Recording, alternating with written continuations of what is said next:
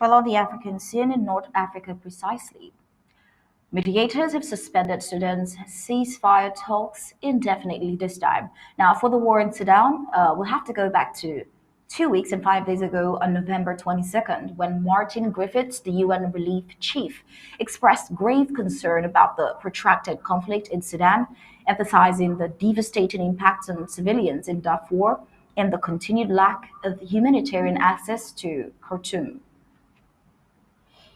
Well, and today the war has escalated to the point where Saudi, American, and African mediators have indefinitely halted negotiations between Sudan's military and the Rapid Support Forces due to the failure of both parties to fulfill their obligations, including implementing agreed upon confidence building measures and withdrawing military forces from key cities.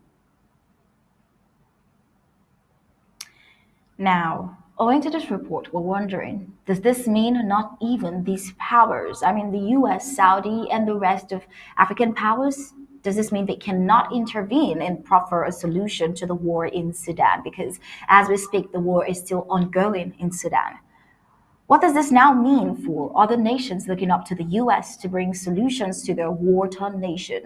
Does this mean there is no possibility for any form of intervention from the US and its allies to end in any war? But most importantly, what does this mean for Sudan? Does this mean an indefinite war, just like they said in indefinite talks? Well, all of the days ahead would define that. Moving on to East Africa, heavier rains in East Africa due to human activity. Somalia, Kenya, and Ethiopia are grappling with heavy rainfall that has caused flooding and the latest devastating climate disasters to strike the region after a record drought. Scientists from the World Weather Attribution Group said the current rainfall was one of the most intense ever recorded in the region between October and December. This is something Ms. Parr, the latest senior U.S. official to join Chief Negotiator John Kerry in marathon negotiation, also talked about during the COP28 on Wednesday, stating that she is focused on her efforts in helping developing countries adapt to climate change. COP28 comes at the end of another year in which people around the world have seen their lives turned upside down by record temperatures and extreme weather, she said.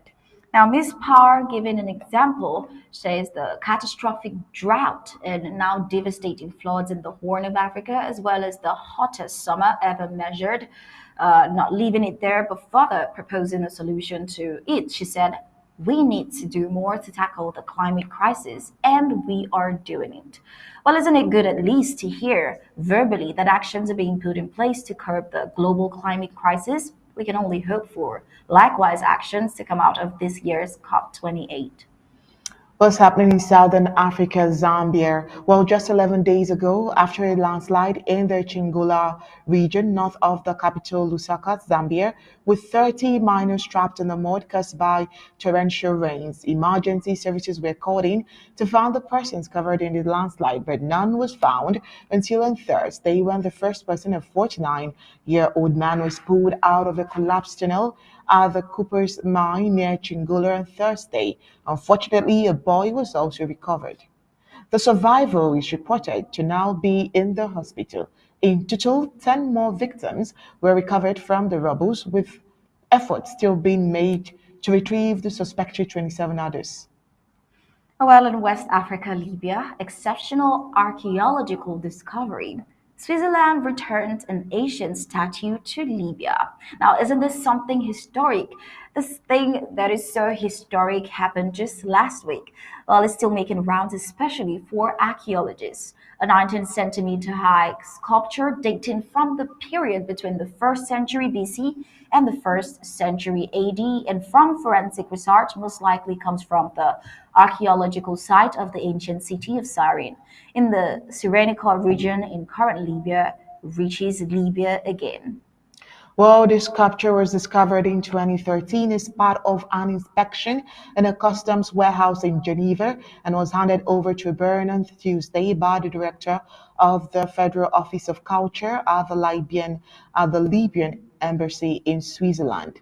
Knowing it is an archaeological vestige of great value and an exceptional testimony to Hellenistic expansion in North Africa, as said by the Federal Office of Culture.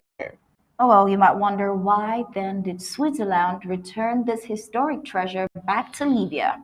Well, it's simple. Because both Switzerland and Libya are parties to the 1970 UNESCO Convention on the Prohibition of Export and Transfer of Ownership of Cultural Property. Well, I think more of these conventions should be made so our history is not entirely exported overseas. Oh, well, that's all on the African scene. Coming up next, trending across the globe.